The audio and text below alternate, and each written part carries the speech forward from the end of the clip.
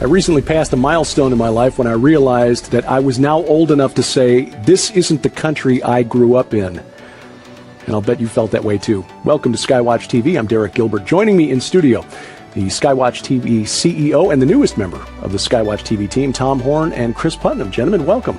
Hey, great to be here. The topic today is a brand new book coming out from Defender Publishing, When Once We Were a Nation. 12 chapters, 12 authors, 12 topics, and the brainchild of Tom Horn.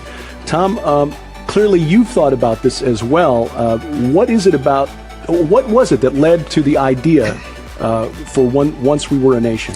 Yeah, you know, the honest truth is it's probably one of the timeliest books we've ever published. We've published it in a rush, partly because of the nature of the political season that we're in right now, where you've got Donald Trump out there with his big red hat saying we can be great again. Mm-hmm. But and his popularity even, I think, reflects the fact that so many people in our country feel like something is amiss and can't quite put their finger on it, right? You know, President Reagan talking about America as a bright beacon, a city on a hill, right? Something to be aspired to, something that everybody else in the world wanted to become, or they wanted to migrate here and be part of this great American dream. It was a place where you could come if you worked hard, you could get ahead, you could do better, right? It was an opportunity for people around the world.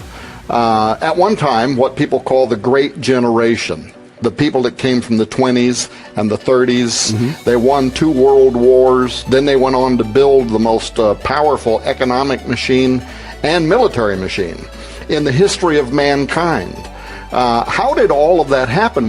Today we're living in a generation where it seems like so many people, especially if they're under 30 years of age, right.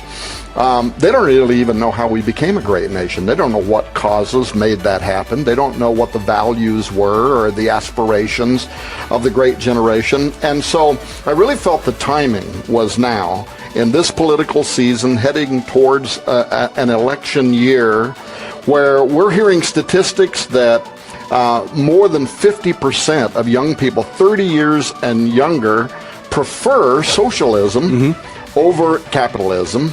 It's an entitlement generation, right? And some of the politicians that are out there really play off that. We're going to promise you free health care, free this, free education, free everything, right? And too many young people don't really even understand what the ramifications behind all that are. What is socialism? What is Marxism? Why was capitalism so successful in the United States? What is democracy? And so I just thought the timing was right to reevaluate and to restate, you know, what were the great values of the generation that made America the most powerful nation on the face of the earth. If we believe that somebody like Donald Trump is keying off of something in our country where people feel like something is missing, what's really behind that? Mm-hmm. And how would you make America great again? Beyond political diatribe, what would you actually do to make that happen again? So I really felt the timing of this was very important. It's difficult to get back what you've forgotten you once had. And as Santayana once said, and I'm paraphrasing, those who forget the lessons of history are condemned to repeat them. Mm-hmm. We're repeating the lessons of the Roman Empire, in which they voted themselves entitlements to the point that it collapsed under its own weight. Mm-hmm. When you selected the chapters and assigned these out to the various authors, what message did you want to convey when this was all put together? Yeah, and you know, it's interesting because I'm really speaking from my own life experiences. The best things about me, if there are any good things, right? The best things about me, besides what Jesus did by miracle of rebirth, really came from my grandparents, who were survivors of the Great Depression. They were survivors, you know, of the Dust Bowl. They came out of Oklahoma. My last birthday, my oldest daughter, Althea, she surprised me in that she went and found an old Phoenix Gazette article from 1937 talking about the Dust Bowl people, the new age of pioneers that were trekking out of Oklahoma towards the promised land, California, and it was all a feature about my grandparents. And she went and found that again. It had burned up in my house in 2011, but she found it again. In fact, it's here. It's too small for you to even be able to make out, but I brought it with me so I wouldn't forget to talk about it. But my values came out of that. Being able to sit in my grandparents' home and hear how just through rugged individualism, because this was long before, the welfare age and free food and there was no free nothing. You could starve to death, right? These people were sleeping under a tree, and yet Grandpa went on with his third grade education to succeed, to help found the city of El Mirage, Arizona, to build a business there, to do so well that he was able to take care of other people who didn't have. How did he do that? Well, it was all those values. And here I am as a young man, then later as a young preacher, sitting under a tree by the wood pile in the backyard while Grandpa whittled on a stick, and I'd ask my 90-year-old grandpa things about God, about life, about philosophy. And my worldview was shaped by all of that. And now today, it really hurts me when I see what's happening with our country, when I see how freely a generation would give up what was earned through blood, sweat, war, battlefields, when people knew why they were fighting for something and what they were fighting to preserve. It really concerns me, so I was just really motivated about this. And then, of course, my mother just passed away, and she was the last of the McLaughlin side of my family, that survived the Great Depression. And so this was just really on my heart, so I reached out to a bunch of people and said, let's recapture what were the values when once we were a nation. Each chapter in there, when once we were a nation of faith, when once we were a nation of strength, when once we were a nation of capitalism. Lieutenant Colonel Bob McGinnis, by the way, wrote the chapter on strength. Chris Putnam wrote a chapter when once we were a nation of industry, which is a huge part of our American history. The change seems to have been from a culture in which we understood that we only gained by taking risk, but also being aware that when we risked, there was a chance we would fail without expecting the government to step in and protect us from ourselves. How has that attitude changed over the years, and how much responsibility do we as Christians in America bear for creating this bubble wrap generation, this generation that is growing up isolated and protected from the consequences of their actions? Well, I think we do bear responsibility because it's the way we use our pulpits. It's the message that we talk about. And if people are told by the current Pope, for instance, and by most of the presidential and other politicians that are running for elected office, if you vote for me, you're going to get this free and that free and something else free. It kind of always reminds me of Margaret Thatcher and her famous line, socialism is a great ideal until you run out of other people's money to give away. What people don't understand is that socialism is actually a system that could lead to the coming of Antichrist because it makes you a ward of the state. Everybody works for the state. Everybody works for, Big Brother. And you get your little modicum of income and your little tiny house to live in. And if you outwork the guy next to you, it's not going to matter because you all get the same portion. Right. But hey, it's free. All you got to do is work every day for the government, right?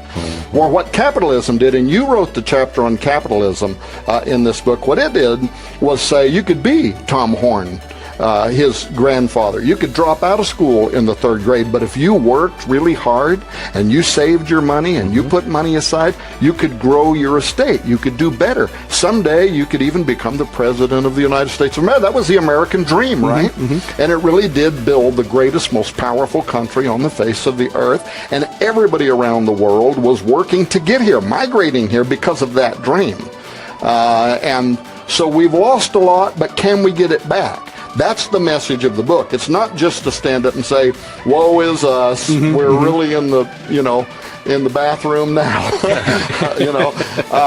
It's to say we can do it again. If a bunch of agrarians, if a bunch of farmers and a bunch of people that migrated here from Great Britain could come here with strong faith in God and hard work and labor and believe that they could. I love this picture, by the way. You wrote the chapter on industry. Remember that famous old picture with the woman flexing her muscles? Rosie the Riveter. Rosie the Riveter. I mean, that came out of the Industrial Revolution. While men and sons were fighting in war, Rosie the Riveter, they opened up the factories and they built the most powerful and most industrial war-building machine in the history of humanity. It is remarkable, and it does seem to be a fundamental change. And part of it is what we've passed on to our children. Part of it, too, is at the risk of being politically incorrect, the changing composition of the population in the United States. The question then is how do we transmit those values? Before we go to break, though, we do need to make an official welcome to Chris Putnam, the new member of the Skywatch TV team. Of course, Chris Putnam is the author of a book that we have recommended for your reference library many times, The Supernatural Worldview, and of course the co-author sitting here of the new book, The Final Roman Emperor, The Islamic Antichrist, and the Vatican's Last Crusade. But Chris, it was a strange journey getting you here, but we're glad that you're here. It's my pleasure to be here, and that the journey's over. I don't think I'll be renting a 24-foot truck towing a car anytime soon. It's great to be here, and this was the last chapter I probably worked on at my own home before I came here, and boy, it was right in at the wire, but I got it done. And I learned a lot in writing this, and kind of like Tom, I kind of used my own personal experience as a way to write the chapter, because I was born in 1965, actually on this day. During my lifetime, I've watched this massive shift happen. And, when I was born, most of the things were made in the United States. Our TV was made in the United States. My bicycle was, probably got it from Sears. It was probably made here. And everything was that way. And that's the way. I had a G.I. Joe, and I use this in the book as an example. My G.I. Joe, his enemy was a German. All right? Yeah. That's the way it was in the 60s. And so I had a German stormtrooper and an American G.I. Joe, and we still had a real conscious memory of World War II. Well, and as a kid of half German descent, my mother's side immigrated from what is now Russia, but they were Germans, emigrated in the 1890s, but I still caught flack in the 60s and 70s as being a kid with partly German. So, right. And, I was just shocked at the way this has all been forgotten. And, one of the things I talk about in the book also, Ray Comfort, the evangelist, did a video on abortion called 180. And he started that out by going out and showing, like, 20-somethings a picture of Adolf Hitler. Do you know who this is? They were clueless. And I was shocked by that personally, mainly because of that quote that you started out with. And I cited that in the book as well. Those who forget history are condemned to repeat it. Now, we're talking about perhaps the Antichrist is going to arrive on the scene soon. Theologians and many Bible scholars have for many years kind of used Adolf Hitler as a type of the future Antichrist, right? Now, if they don't even know who he is, how are they going to recognize this guy, right? Troubling. So as I said at the beginning, I've reached the age in my life where I'm saying things that I heard my dad say, and he definitely would be saying, this is not the country I grew up in. When once we were a nation, 12 chapters, 12 different topics, but also exploring how we might get back what we once had. Of course, whenever you order from Skywatch TV, we like to add more than just the book. We'll tell you how to get a copy of the book, and the program continues as Skywatch TV continues right after this. America isn't the same country that we grew up in, but it's hard to get back what we've forgotten we had. That's why Defender Publishing presents When Once We Were a Nation. 12 chapters, 12 authors, each one remembering when once we were a nation of strength, of rugged individualism, of dreams and opportunity, when once we were a nation of faith. From authors like Tom Horn, Chris Putnam, Lieutenant Colonel Bob McGinnis, Sheila Zielinski, and more. And when you order a copy of the new book, When Once We Were a Nation from Skywatch TV, we'll add these books free. Dancing with the Devil, an honest look at the occult. Culture Clash, Islam's War with America.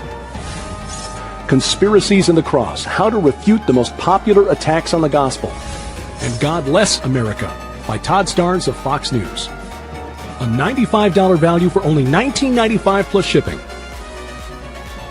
When Once We Were a Nation from Defender Publishing, because the first step to getting it back is remembering what we had.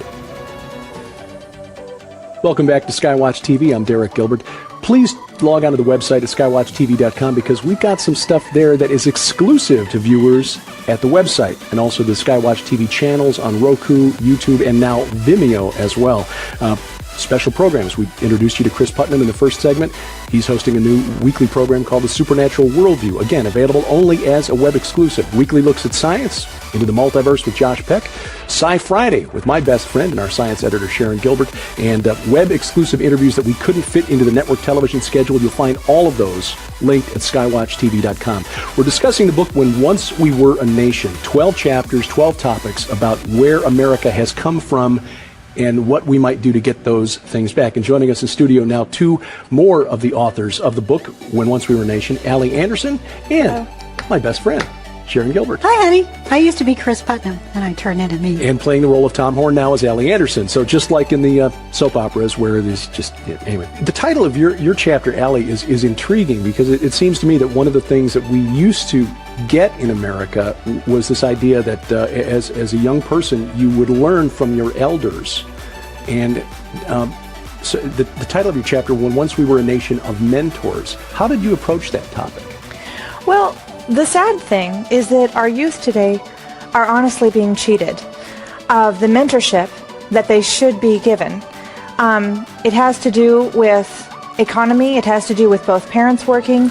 It has to do with the fact that our current society has a family structure that is more under attack than the history of this country has ever seen. So the divorce rate is high. Parents are splitting. You have single-parent families. And single parents have a huge lot. It's a huge role to fill for them to try to fill both roles, try to remain nurturing, try to make an income, try to make it to school conferences, and still have money for shoes. And I mean, there's just a lot of challenges on the single parents. Yes, and it's interesting how these chapters, when you begin to look at the subjects that are covered, how many of them overlap. But, my subject was on capitalism, but it was more on economics in general. And since World War II, many women have entered the workforce, and especially since the 1970s, as the average wage has declined actually for people in even families that are still the nuclear family, where you've got mother, father, and children, both parents have to work in order to earn a living wage. We were blessed after Sharon and I married. Sharon was able to stay home and be the primary caregiver for our daughter. In our parents' generation, my mother was able to stay home until my sister and I were in high school. But you're right, that is something that is being driven by economics, but also by the message we're getting from an increasingly anti-Christian culture. It's a problem that perpetuates itself. So as children grow up without all the mentorship that they need, they find themselves running amok, maybe being teen parents, or maybe not teen parents, but as they have children, if they are single parents or not, if they were missing that when they were a child, they don't even know, if they're aware that there's a problem, they're not sure what the problem is oftentimes. They have no so they're role not sure model. what correction to even put into place.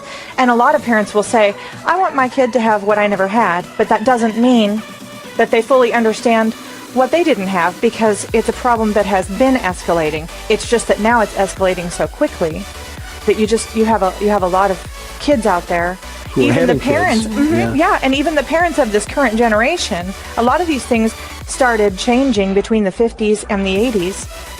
So a lot of what has happened in between that period of time has affected the parents of this current generation. So this problem has already started to perpetuate. Well, and it's also snowballing. Yeah, and it's also happened with the dissolution of the nuclear or the extended family. Most of my cousins, I grew up in Chicago, but most of my cousins moved to California before I was even born. So I didn't see them very often. Didn't have that extended family around to have guidance, even from older cousins or uncles that I saw very regularly.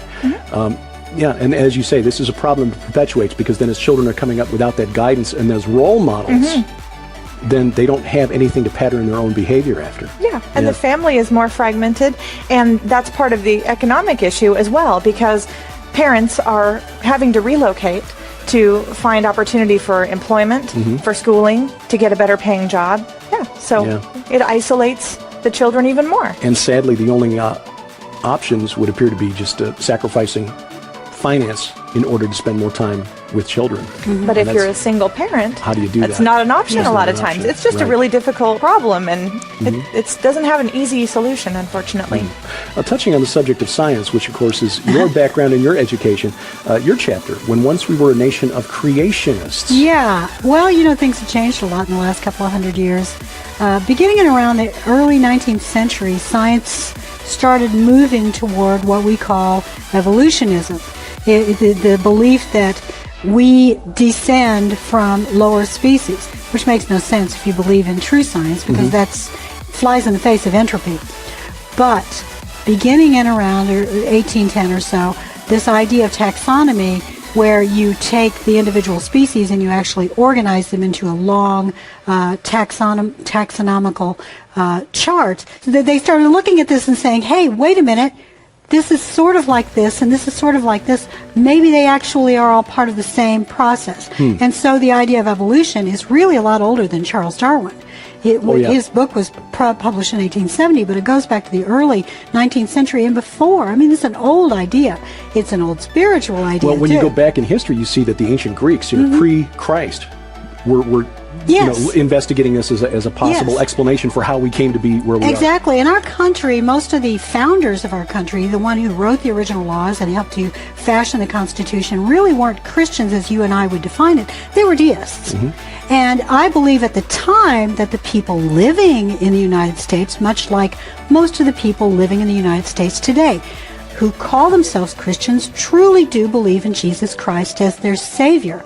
The problem is when you have leadership who use similar terms but actually believe a different system. Deism sets itself up to replace the Creator that you and I would call God Almighty with the Great Architect. Anybody you wanted to call it. The Divine Watchmaker who just sets the world going and in motion and goes off and creates another world. That idea sets itself up for not only evolution, but self-directed evolution, and then eventually transhumanism. The transhumanist movement. It also has an impact, I think, on your topic, Allie, regarding the family and the impact on the family. When kids are coming up with the idea that we're just a biological accident of history, it affects the way they relate to others around them. And there are other ideas that are coming in from science now that are speculative, really science fiction. The idea that there may be parallel universes out there, that we're just living in a holographic projection. Nothing is real. Well, there was a time when the idea of having a mentor was important because there were standards, and you needed to learn the standards. But we have moved away from a nation of standards to a nation of do what is right in your own eyes. Do as thou wilt shall be the whole of the law. That's a really good point, because standards imply that there is someone to create an objective set of standards. And there is only one objective creator to whom we can turn. And when you take him out of the equation, then anything goes. So this is more than just a matter of science. The issue of creation, the big question where we came from, really has a whole impact on our entire worldview. Yes, it's the issue of Genesis. If you do not believe in Genesis, you may as well just throw out the rest of the Bible. Because that is where it all began. And if you don't have that understanding that He created us, we are special, we are unique in this world. And because kids aren't getting mentoring, they're not getting it at home, but they may not be going to church to get it there. Where are they going to get it? I mean, when you wrote your chapter, you're a mom. Where do kids go now? Well, if they're not guided to go somewhere, then they find it. There's stuff out there. And if they're looking for answers, and kids are curious, teenagers are curious. They're gonna keep looking until they find an answer. And unfortunately, there's somebody out there ready to answer those questions for them.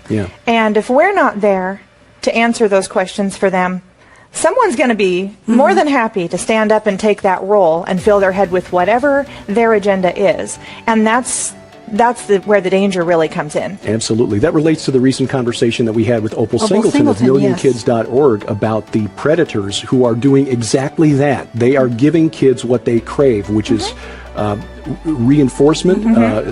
They are grooming them, telling them how special they are. I heard a very wise preacher once who said, as he addressed the men in the congregation, sorry, I get this way whenever I think about our daughter. He said, men, fathers, make sure you are telling your little girl how special she is and how pretty she is, so that the first person who comes along and tells her that doesn't take her away from you, because there are plenty out there under the influence of the enemy who will be more than happy to do it. And I just thought, boy, that really stuck with me, because you're right. There are kids out there looking for that kind of mentoring that our culture is making very difficult. And some of the most important mentors in a family, I would say, in a given family, is that male image. It doesn't have to be the dad. It can be the grandpa. It can be an uncle. But you need to have some sort of influential male in every household, not just for the girls, not just for the boys, but everyone. I mean, the wife is benefiting. The man benefits. but all the parents benefit and the grandkids who come along after that. But you're an awesome dad. But sadly, there are an awful lot of parents, an awful lot of families. Kids are growing up with zero male influence, no male mentor, and that's tragic. Yeah. Well, and one of the scary things that I found out when I was reading some of these statistics is that more so even than the female role model in the home, the male role model in the home is where the children define the parameters for what they consider acceptable in a future relationship, what they consider normal, and even the kind of behavior that they consider to be loving. And that's where this sense of love comes in, where people can misinterpret the wrong things for love if that parameter isn't set in the right direction when they're very young. It makes them that more easily groomed. Yeah, it's not politically correct, but it's true. Without a firm foundation in who created us and what his standards were, and then those standards passed down from generation to generation, that is in large part responsible for where we find the country today. And one of the reasons that Tom Horn basically commissioned the authors behind the book, When Once We Were a Nation, Ellie Anderson, Sharon Gilbert, wonderful conversation, all too short. We thank you for watching as we keep watch.